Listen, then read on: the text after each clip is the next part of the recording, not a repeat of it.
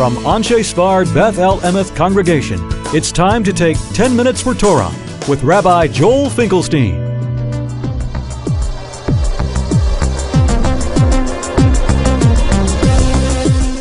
Welcome to our discussion of God as friend, Parshat Kedoshim.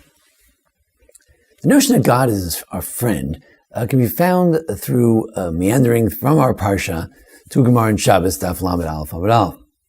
Parsha begins with the notion that we should love our neighbor as ourselves. Ani Hashem, I am the Lord, I am Hashem. What does it mean to love your neighbor as yourself?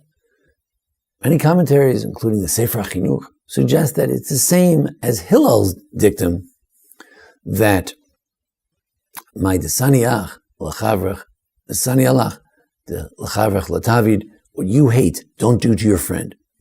Rabbi Akiva said that loving your neighbor as yourself, zeh klal gadol b'Torah, this is a great principle in the Torah. And Hillel, his predecessor, said that what you hate, don't do to your friend. The rest is commentary, go learn it. And the Sefer HaChinuch, the medieval commentary collection of the mitzvot, says that really these two concepts are the same. What does it mean to love your neighbor as yourself? It means don't do to them that which you wouldn't want to do, because you treat them the same as you treat yourself. Problem is that in the context in the Gemara and Shabbos on 31a, the context is one of conversion. A Gentile came to Shammai and to Hillel and said, convert me to Judaism on one foot, while I'm standing on one foot. So he said, I can do it. What you hate, don't do to your friend. The rest is commentary, go learn. So that's all of Judaism. And now go learn the rest and you can convert to Judaism. So he fulfilled the Gentiles' request and he converted. Problem is that if you're converting to Judaism, you need to know about the whole of Judaism.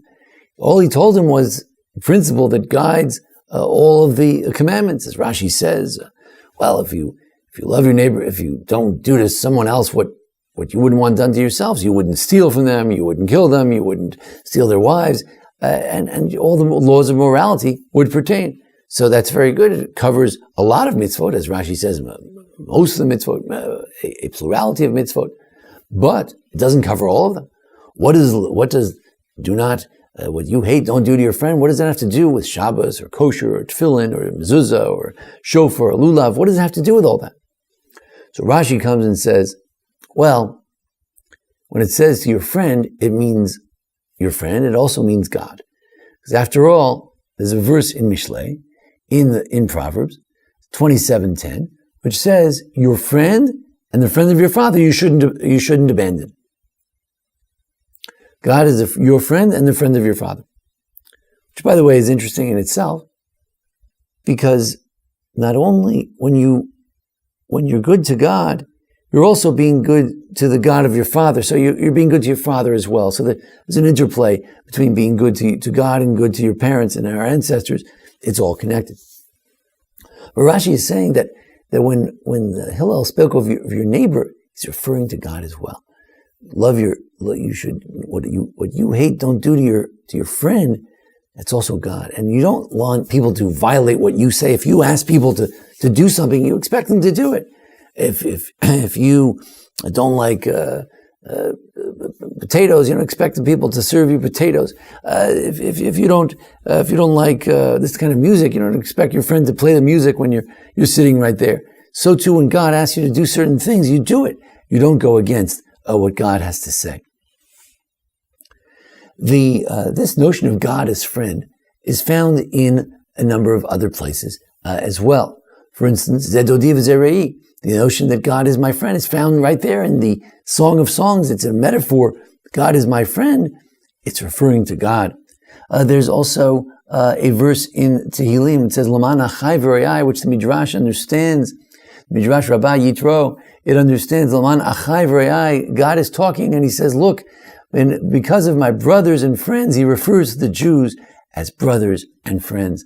Or Avraham Oavi, Avraham is referred to as God's friend. We see that God is our friend. Of course, a note of caution is necessary here as well, because it says, Ani Hashem, love your neighbor as yourself. I am God. So the Sphard-Beth says, don't think that you can just be friends with me in a casual way like you are with your regular friends.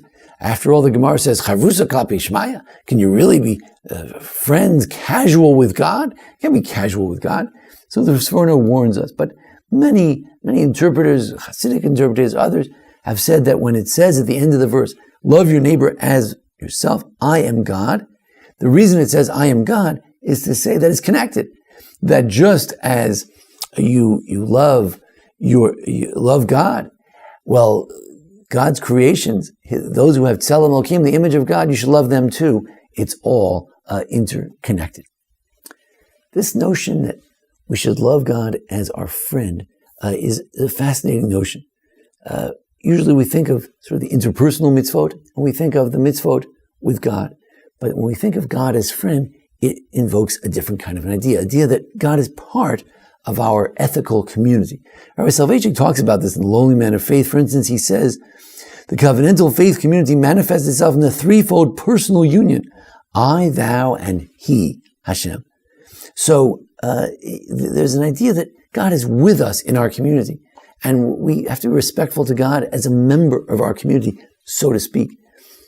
Also, we should remember that whatever circumstance we're in, we have a friend. The Jews never bereft of friendship. We always have a friend.